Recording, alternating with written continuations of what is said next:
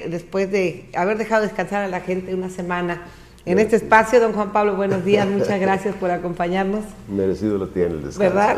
Obviamente. Bueno, pues el tema nacional es aparejado con el asunto del proceso electoral del próximo 7 de junio, pues indudablemente es saber cómo va. Y yo le quiero preguntar a usted si ya está preparada para recibir, ¿sí?, esa lluvia como confeti, esa lluvia de 44 millones de spot que recibiremos los mexicanos en donde va a celebrarse el proceso de elecciones y anunciando las candidaturas de los diferentes personajes y diferentes partidos que anhelan llegar y servir al pueblo, desde el encargo ya sea de gobernador, diputado federal, diputado local o en el ayuntamiento. Presidente, regidores. Esto lo anunció el señor Jorge Baños, que es el consejero del Instituto Nacional Electoral. Y bueno, esto nos da una idea de que debemos de irnos preparando. La publicidad va a estar, ya empezó con el asunto de las elecciones internas, aun cuando en la mayoría de los anuncios le ponen el anuncio o el cintillo de que exclusivamente para... Entonces los demás nos tapamos los oídos. Cuando hablen del PRI, se puede tapar los oídos, si es del PAN, ¿verdad? O viceversa. Bueno, pero fíjese que junto con este tema que pareciera que vendría a terminar o a ser la nube que necesita el gobierno para enterrar, para sepultar otros temas, pues no ha podido. Los esfuerzos del presidente y su secretario de Gobernación por enterrar, por superar o dar carpetazo ya concluido el asunto del tema de los 43 jóvenes de Ayotzinapa, el asunto es que no se ha podido. Urge cerrarlo. Quisieron cerrarlo con las declaraciones del procurador Murillo Karam, sin embargo, diferentes organizaciones de derechos humanos reclamaron que no debía de cerrarse ese asunto. ¿Por qué? Porque no se ha resuelto en el fondo y tampoco se ha castigado plenamente a los responsables. Sobre este tema, bueno, pues sabemos que los padres de estos jóvenes se fueron anoche a Ginebra, Suiza, van a pedirle en la ONU para que obligue al presidente Peña Nieto que se investigue a fondo y se castigue a los responsables. Por ello, el asunto se mantiene vigente. El secretario de Gobernación, Miguel Ángel Osorio Chong, y el Procurador General de la República, Jesús Murillo, no pueden establecer, no han conseguido establecer una estrategia que contrarreste el grave problema de este gobierno y del presidente Peña, que es la crisis y la falta de credibilidad. Ese es el problema de fondo. Por eso es que cuando el procurador anunció que ya estaba resuelto el asunto de Ayotzinapa, de los jóvenes, nadie le creyó. ¿Por qué? Porque ese es el problema del gobierno federal. No tiene credibilidad, es escasa su legitimidad y eso le complica convencer a la sociedad que ha actuado apegado a la ley y que se ha localizado a los responsables. Presentaron a un personaje ahí, un delincuente, quien dijo: yo fui, pero sabemos que la misma ley dice que nadie puede declarar en su contra, de tal modo que no es suficiente que la persona esta diga: yo los maté, yo los quemé, yo los mandé. No, se tiene que comprobar suficientemente, y eso es precisamente las investigaciones que están en duda para los padres de familia, por lo que consideran que la investigación no está concluida. Y lo más grave es que el gobierno, los presidentes, quieren establecer una campaña, una actitud como la del avestruz, esconder la cabeza, pensar que el contrario se va de largo y se olvida de ellos. Pero incluso el presidente ha manifestado en diferentes ocasiones que no debemos anclarnos en un problema, por muy lamentable y doloroso que sea el asunto de los 43 estudiantes, que no se deben anclar la situación en ese tema y que debemos seguir avanzando. El asunto también que me llama la atención es que, lejos de acudir y ganarse la voluntad de los ciudadanos, sobre todo de la clase media que padece la crisis económica, ¿por qué? Porque las supuestas ventajas o bondades de su reforma energética no se ven reflejadas aún en los hogares y mucho menos en los bolsillos de los mexicanos. Y en lugar de trabajar enfocado a eso, a convencer a esos ciudadanos, resulta que el presidente y sus estrategas recurren a buscar el apoyo de la derecha, de los grandes inversionistas. Y ahí surgió de pronto gente del Consejo Coordinador Empresarial y se escuchó la voz del dueño de Bimbo, una empresa muy transnacional, ya de hecho muy importante en el mundo. Claro, cotiza ya en la bolsa, sí. Don Lorenzo Service. Bueno, pues él, lejos de ayudarle, vino a darnos la realidad. Dijo, nuestro presidente está en su peor momento, y agregó, no hay nadie que haya tenido tan bajo reconocimiento social, y esto es peligroso, no podemos aceptar esto. Esto defendiendo y preocupados por su interés de que esa situación no le conviene al empresariado, y entonces ellos acuden a ayudar y ofrecen la ayuda al presidente Peña para salir de ese problema.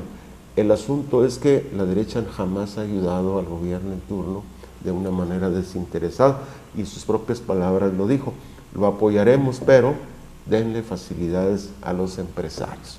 Es un apoyo, ¿qué le puedo decir?, vendido, ofrecido a cambio de algo que ofrezca el gobierno hacia ellos.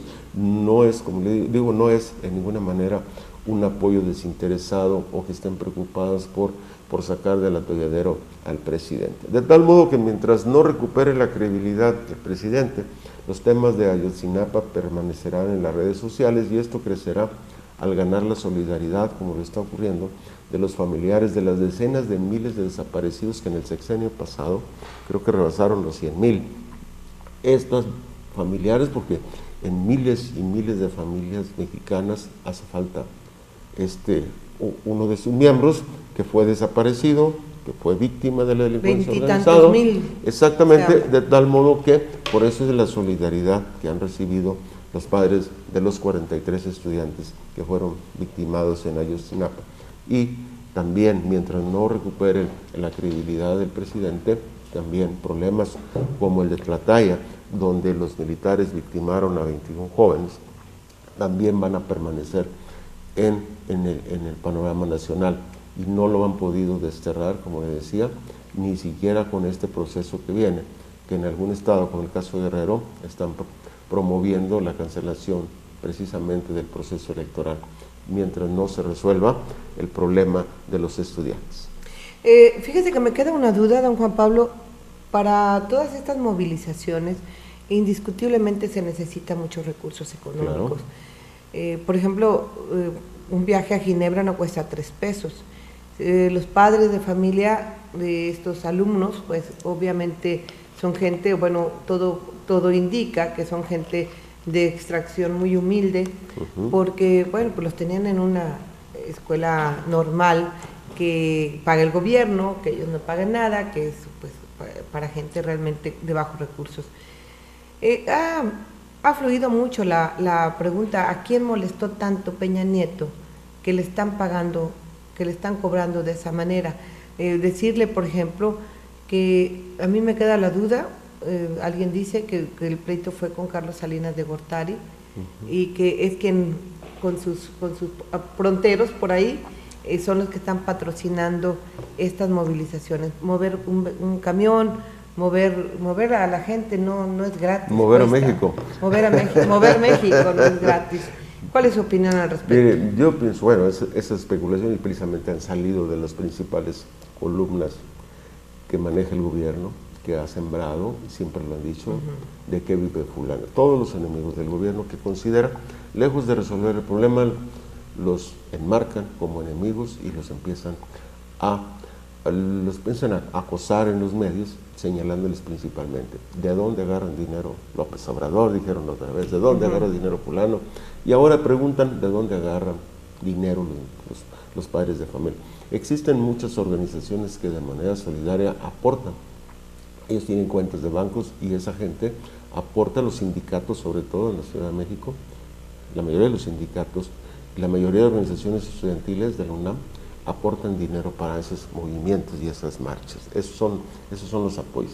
El problema es que el gobierno siempre recurre a eso, a preguntar quién, Salinas de Gortari, si el grupo este, si el grupo el otro. Pero el problema es que no resuelve, o sea, el reclamo es la causa, es la consecuencia, pero la causa de ese reclamo no lo resuelve.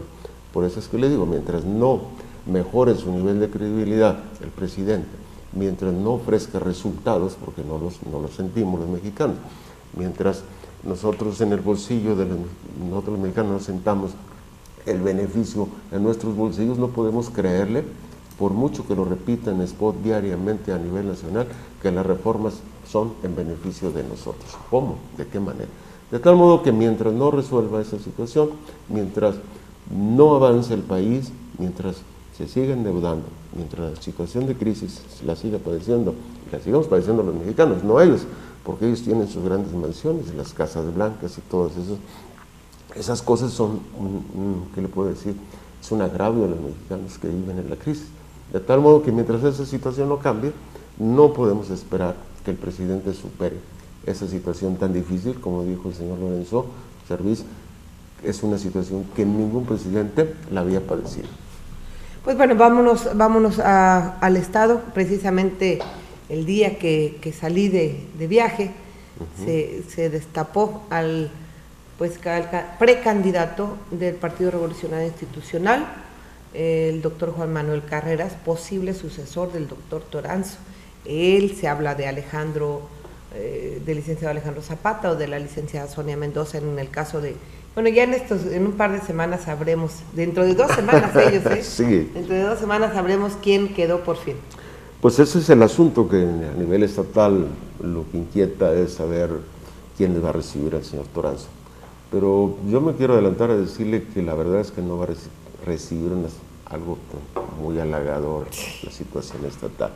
¿Por qué? Porque la imagen del gobernador, que ha sido muy parco en el cuanto a aquel despilfarro que hacía Marcelo de pagar medios y hacer unas giras faraónicas, el señor es muy modesto, entonces eso le ha generado que muchos medios lo cuestionen. ¿Por qué? Porque lo tildan de tener una administración gris, opaca, casi tirando a la mediocridad. De tal modo que requiere, ya sea el mismo Juan Manuel Carrera López, si llega por el PRI, o Sonia Mendoza, y en el caso que el PAN decida lanzar o registrar a Alejandro Zapata, pero bueno. El primero, porque aun cuando su partido, en el caso de Manuel Carreras, cuando su partido está en el poder y cerca de los dineros que sirven para las cuestiones electorales, la imagen del PRI y del gobernador ha sido muy desgastado, al grado de ser calificado el suyo como un gobierno gris y casi mediocre. Mientras que quien sea registrado por el PAN recibirá también un panismo desarticulado y que, alejado de los programas asistenciales que generan los votos, tendrá serias dificultades para ganar y regresar al poder, y sobre todo aquellos tiempos dorados de gloria azul que disfrutaron cuando Marcelo de los Santos Fraga. Pero mientras define el PAN si registran a Sonia Mendoza o Alejandro, los periodistas realizan un análisis de la situación política que le va a dejar el gobernador Toranzo al señor Carreras López. Y en ese análisis, en esa situación que según me enteraron a mí, analizaron todo el estado, las 4 zonas, en qué situación política queda, cómo está el PRI en cada una de esas zonas, se encontraron que en Río Verde, en esta zona media, tenían el grave problema. Eran un grave problema y prendieron los focos, al grado que desde el comité estatal empezaron a revisar los perfiles de los personajes que algunos de los grupos enquistados en la alcaldía pretenden mantener el control y han registrado no figuras de prestigio o de trabajo partidista, sino personajes que para ellos les garanticen cubrir las espaldas a quien muy a su pesar entregarán el poder el próximo 1 de octubre. Por ello es el retraso de la calificación. No se sabe si los personajes registrados fueron aceptados o serán rechazados. ¿Por qué? Porque 4 de ellos pues realmente presentan un bajísimo perfil, como Ernestina García Zamora, Sergio Juárez Berrones, Carlos Pillado, Rafael Martínez Sánchez. Estos registros que están en análisis todavía fue lo que obligó para que Carrera López buscara otras opciones, y de ahí surgió la posibilidad de registrar al actual diputado Federico Ángel Vadillo, pero como candidato en una alianza con el Verde Ecologista y el PANAL. Esa es la razón por la que surgió la figura de Vadillo como un candidato emergente. ¿Por qué? Porque resulta que el PRI, o al menos los grupos locales que están enquistados en la presidencia, presentaron candidatos carrizos, le llamo yo, verdes, brillosos, los hacen brillar por fuera, pero están huecos, no tienen corazón, de tal modo que no les ayuda mucho, no les podría dar mucha ventaja al PRI de conservar la alcaldía. Después del desgaste que padece la actual administración y sobre todo el fortalecimiento de los grupos contrarios. Por eso es que la pregunta quedará, ¿quién competirá por el PRI contra Ramón Torres? El candidato del PAN, probablemente un candidato en coalición, como la que le mencione, o quizás uno de los 4 registrados. Eso lo sabremos hasta después de la semana que entra. Por cierto, el candidato del PAN que hoy cumple años, Ramón Torres. Bueno, déjeme comentarle, hoy están iniciando un nuevo periodo de sesiones, el último periodo de sesiones de la actual legislatura, ¿no? Pedí al doctor Vadillo que estuviera con nosotros y pues bueno, por esa razón no está aquí.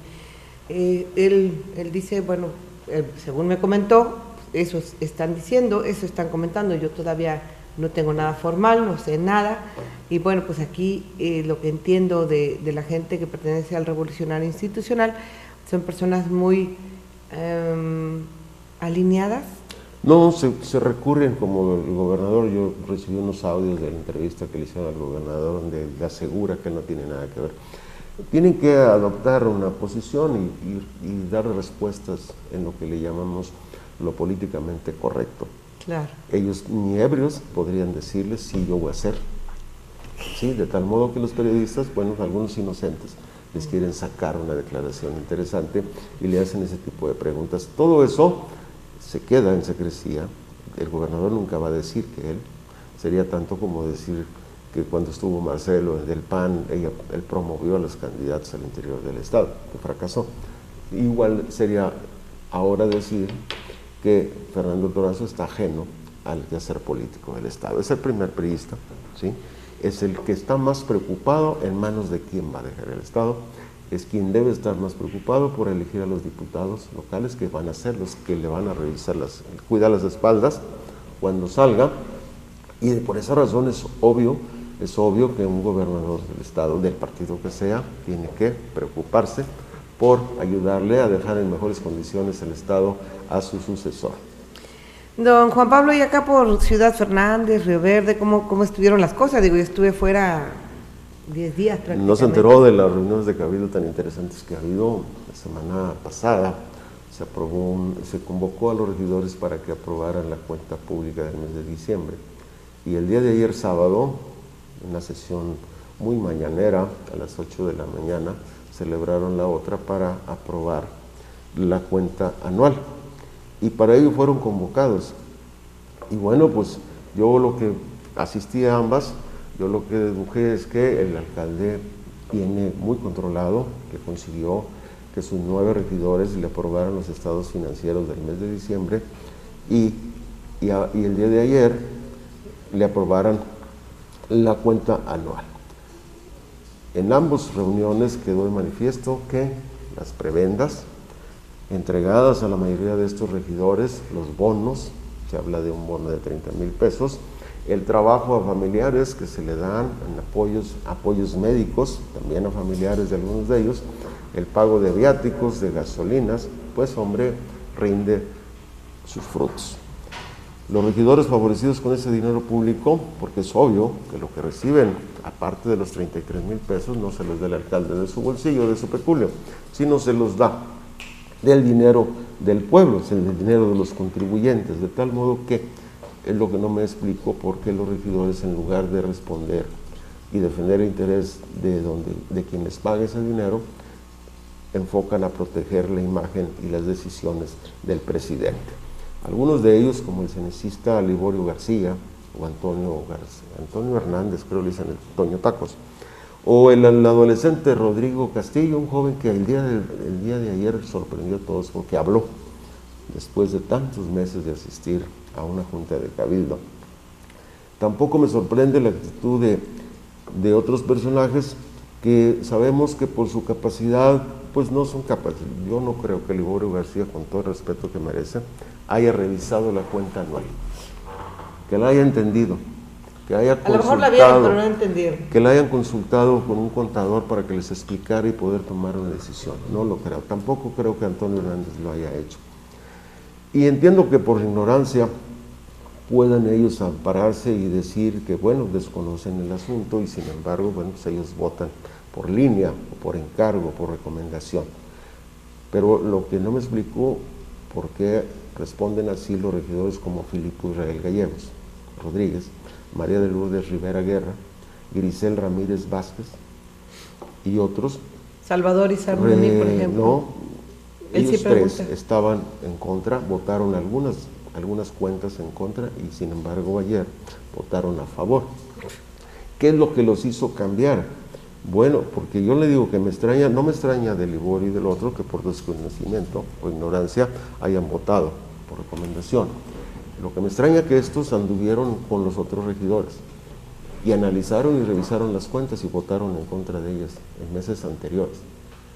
Entonces sí conocen el fondo de los desvíos, de los gastos simulados que se hacen, como la síndico Claudia Reinaga, que conocen cómo se hacen los contratos de servicios, porque ya ellos son los que firman, ella es la que firma, saben que las cuentas están maquilladas, que las cuentas despiden un tufo de corrupción, saqueo y de latrocinios, como el discutido en la pasada reunión que se habló de más de 424,000 pesos pagados a un supuesto prestador de servicio que les iba a hacer una serie de reglamentos que los mismos regidores dijeron que no eran necesarios, además que los pueden hacer ellos mismos. Se le entregan, se firma el contrato con un despacho de un señor José Luis Rueda Mid, amigo personal del exsecretario León Llamas Pimentel. Con recomendación del exsecretario llegó ese contrato. ¿Cómo se llama? El dueño del despacho es José Luis Rueda Mid, es amigo personal y metieron en proyecto y le pagaron, decía el contrato, los primeros 200,000 pesos a la pura presentación del contrato. Ellos están enterados, por eso es que me extraña que hayan aprobado esa cuenta. También están enterados de los desvíos de los recursos del programa Subsemur. También están enterados que algunas unidades para la presidencia se han comprado con intermediario y se pagaron cantidades superiores a los 400,000 por cada unidad. Cuando yo cotizo pregunto en la agencia, ese mismo vehículo con las mismas características vale un promedio de 235,000 pesos. ¿Por qué se contrata y se compra con un intermediario si aquí en el Boulevard existe una agencia que le ofrece mejores precios? Nadie explica por qué razón se paga con ese sobreprecio. Y esos regidores que yo les mencioné están enterados porque les llevaron la información y sin embargo el día de ayer guardaron silencio y levantaron su mano para aprobar esa cuenta. Ayer fue aprobada la cuenta pública anual. Anual, exactamente. Y así le puedo citar muchos casos, muchos contratos, muchas maniobras que se han hecho para sacar el dinero, para saquear el municipio, que los regidores no desconocen. Sin embargo, ellos votaron a favor por encargo y convencimiento de algunos operadores del alcalde, que los hicieron cambiar de actitud. ¿Qué ocurrió? ¿Por qué votaron ahora en contra? ¿Por qué el cambio repentino de la regidora Grisel Ramírez, de María de Lourdes, de Filipo Israel y de Liborio García? Nadie lo sabe. ¿Qué los empujaría a sumarse a los leales del alcalde? Que desde el inicio de la gestión, por compromisos, porque les han dado obra, porque les han dado algunos beneficios, como a Fed del Castillo, a Antonio Hernández, a Carlos Tomás, al adolescente Rodrigo y a la síndico Reiter, porque se sumaron ahora y completaron los 9 votos suficientes para aprobar esa cuenta, que ellos mismos saben, están enterados, tiene una serie de inconsistencias. ¿Qué es lo que va a ocurrir? Bueno, pues que lo único que queda, después de este triste y vergonzoso papel que estos regidores, que con su silencio se convierten en cómplices, al olvidar el compromiso con sus representados que les eligieron cuando el pasado proceso electoral, ahora defienden lo indefendible. Solo queda que los regidores, el resto de los regidores, como son Luz Elena Castillo, Claudia Elena Juárez Higa, Angélica Nava Piña Salvador Izar Segura y Eduardo Edmundo Ovalle, que votaron en contra, enterados de las inconsistencias y de las irregularidades. Solo les queda presentar su denuncia ante la Auditoría Superior del Estado para que revisen allá las irregularidades que estos regidores aprobaron, ¿sí? El día de ayer 31. Sí, no hay sanciones, ¿verdad? Hay sanciones para la regidora de Hacienda, por eso entiendo la actitud y preocupación de Angélica Nava Piña, porque iba a ser involucrada. Mire, yo estoy enterado y no puedo adelantar los resultados de la auditoría de las cuentas públicas del 2013. A mí me aseguran que es un escándalo, que hay demasiadas inconsistencias, que no van a ser solventadas, va a ser muy difícil que las solvente el alcalde. Bueno, pero a esos del 2013 habrá que sumarle las de que acaban de aprobar, que son las de la cuenta del 2014, y que está todavía, según mis fuentes, dentro del mismo tesorería, está peor que la del 2013. Bueno, pues estaremos pendientes, don Juan Pablo. Claro. Como cada domingo, muchísimas gracias. ¿Algo más? That's all, de baby. Mi parte, nada, hay que revisar lo de Ciudad Fernández, el comportamiento que va. Ahora fueron registrados 5 candidatos en Ciudad Fernández. El señor Ortiz, que es dueño de una panadería, pero que no es del PAN. El señor Alejandro Hernández, que es sobrino de Porfirio Santiago Díaz Hernández. Amando Quintero y otra persona que no recuerdo. Mendieta. El señor Mendieta, que también quiere, por encargo de Juan Pedro, quieren regresar al control de la alcaldía. También está en un stand-by, están esperando que el comité de elecciones en San Luis le resuelva cuál de ellos fue procedente y cuál no. Exactamente. Pues vamos a estar muy pendientes. Muchísimas gracias, como cada domingo. Nos vemos primeramente Dios el próximo en este mismo lugar. Si nos invita, claro que sí. Muchas gracias, muy amable. Bueno, voy a mensaje, no le cambie, regresamos. Les recuerdo, está muy variado este programa. Acompáñenos hasta las 12:15 aproximadamente. Voy a mensaje, no le cambie, yo soy su voz en los medios de comunicación. Volvemos.